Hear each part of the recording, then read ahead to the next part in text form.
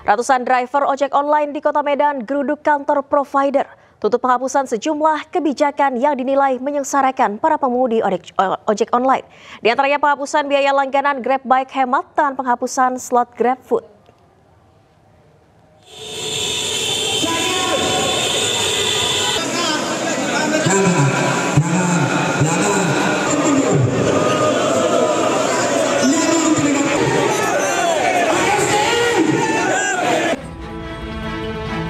Ratusan pengemudi ojek online yang tergabung dalam aksi solidaritas driver Medan menggeruduk kantor aplikator Medan di Jalan Padang Golf Medan, Sumatera Utara. Diawali dengan konvoi dari kawasan Lapangan Merdeka Medan, ratusan ojol ini langsung menyasar kantor aplikator yang sudah dijaga ketat petugas kepolisian. Oke, kita sekarang dipaksa untuk cerdas. Dalam aksinya, sejumlah tuntutan yang disuarakan oleh pengemudi ojol kepada pihak aplikator. Driver menuntut penghapusan biaya langganan, penghapusan slot orderan antar makanan, dan sesuaikan tarif driver dengan aturan Kementerian Perhubungan. 1. Penghapusan biaya perlangganan Grab Bike Hemat, yang dimana pihak driver itu dikenakan potongan biaya setiap dari orderan. Setiap 7 orderan itu kami akan kenakan biaya potongan 15.000. 15.000 itu dikalikan ke 30 sama dengan 450. Masa kami yang sudah mengantar customer kami harus membayar juga UPT kepada pihak aplikator.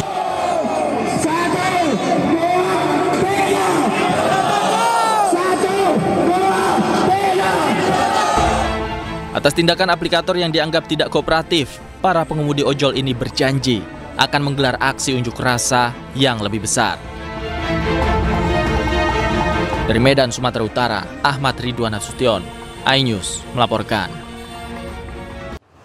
Pemirsa, Gubernur Jawa Barat Deddy Mulyadi menyambangi para siswa yang sedang menjalani pelatihan kedisiplinan di barak militer. Para siswa mengaku menyesal atas kenakalannya dan tidak akan mengulanginya.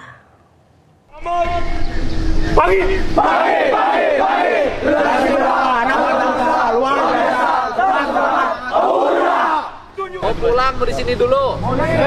Yang benar. Mau pulang mau di sini. Yang benar. Ingat sama ibu nggak? Ingat sama bapak nggak? Ingat sama dosa sama ibu nggak? Ingat dosa sama bapak nggak? Pernah nyusahin nggak? Pernah ngeselin nggak? Sering bolos nggak? Sekarang nyesel nggak? Makannya enak nggak? Tidurnya nyenyak? Belajar lancar? Oke, pengen jadi apa ke depan? Apa? Wah, mantap. Dan saya kasih hari ini siapin sepatu baru buat kalian semua. Ya, tepuk tangan banyak. Seragam, ya, sepatunya seragam. Baru nanti ke tim pelatih ukuran-ukurannya. Plus sepatu olahraga buat pelatihnya. Terima kasih. Ya, saya ucapkan terima kasih. Semoga kalian menjadi anak-anak hebat, anak-anak kuat, dan anak-anak yang punya masa depan.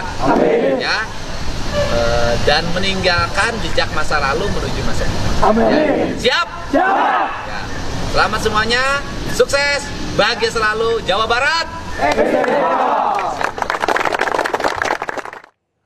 Ya, pemirsa, ratusan pelajar bermasalah di Jawa Barat menjalani pembinaan di Markas Bela Negara Lembang, Jawa Barat. Pelajar menjalani pembinaan selama 2 pekan.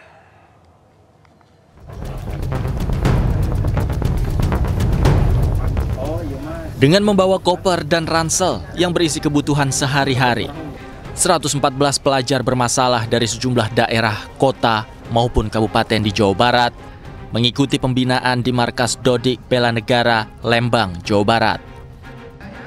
Gubernur Jawa Barat bersama Komandan Bela Negara Rindam 3 Siliwangi dan jajarannya memantau langsung kegiatan pembinaan yang akan dilakukan selama kurun waktu 2 minggu.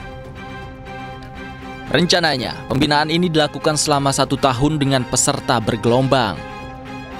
Aspek pembinaan yang menjadi fokus diantaranya adalah pembinaan karakter disiplin. Sekarang ini kan yang datang ke sini secara umum ya, ada yang problemnya kecanduan minuman, ada kecanduan game online, paling banyak ML kan. Terus kemudian ada yang kecanduan merokok ya. Terus kemudian ada yang terlibat dalam geng motor satu kelompok. Nah, secara umum mereka tuh sudah punya kesadaran bahwa dirinya ingin berubah. Dan mungkin di rumah mereka tidak bisa lagi berubah. Maka masuk ke Lemdik ini, apa namanya Pak? Dodik Bela Negara. Dodik ya, Dodik Bela Negara ya. Dodik Bela Negara Kodam 3 Siliwangi. Ini adalah cara membangun kedisiplinan mereka.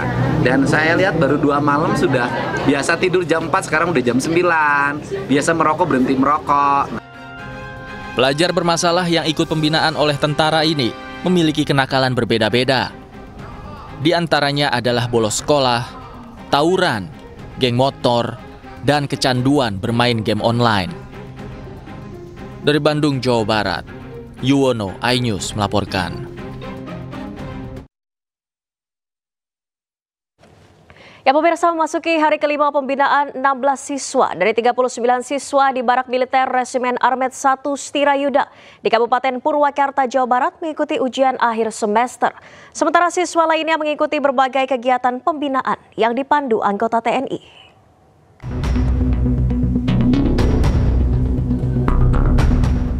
Memasuki hari kelima pembinaan, sebanyak 16 siswa dari 39 siswa di Barak Militer Resimen Armet 1 Setirayuda, Kabupaten Purwakarta, Jawa Barat, mengikuti ujian akhir semester. Para siswa menjalani ujian di Barak Militer Resimen Armet 1 Setirayuda. Meski dilaksanakan di lingkungan militer, ujian tetap berjalan sesuai aturan. Para siswa mengisi soal ujian yang dibawa langsung oleh guru mereka ke barak. Layanan pembelajaran mereka tetap dilayani, yang belajar, yang ujian maksudnya ujian gitu. Jadi gurunya yang membawa soal ke sana. Malamnya dikasih bimbingan oleh guru-gurunya untuk mempersiapkan ujian hari ini. Sementara para siswa yang tidak mengikuti ujian mengikuti berbagai materi kegiatan pembinaan di ruangan lain. Dari Purwakarta, Jawa Barat, Irwan, iNews melaporkan. Dan pemirsa, Menteri Sosial RI Saifullah Yusuf mengaku belum mengetahui gagasan dasar dan solusi yang diberikan melalui program pendidikan karakter di Barak Militer gagasan Deddy Mulyadi. Kendati demikian, Mensos mendukung upaya mendidik anak-anak bangsa menjadi lebih baik. Ya itu nanti, ya itu kewenangannya beda-beda lah ya, jadi cari solusi. Saya belum, saya terus terang kurang paham juga ya gagasan dasarnya itu dan solusi apa, tetapi setiap upaya untuk mendidik anak-anak kita lebih baik itu harus didukung. Tapi caranya seperti apa dan apakah itu tepat, ya tentu yang paling tahu adalah mengambil keputusan. Tapi kalau dari kacamata Kemensos sendiri untuk cara-cara seperti Barak untuk saya belum tahu persis, jadi saya belum bisa komentar gitu ya. Karena selama ini kan yang ambil alih panti sosial seperti itu mungkin Pak. Kalau sosial, kalau Kementerian Sosial itu yang kelompok rentan, jadi anak-anak telantar, anak-anak korban kekerasan, perempuan korban perdagangan orang gitu ya, kemudian mereka yang memiliki masalah psikologis dan masalah-masalah lain yang disebut sebagai kelompok rentan, itu yang menjadi tanggung jawabnya Kementerian Sosial ya.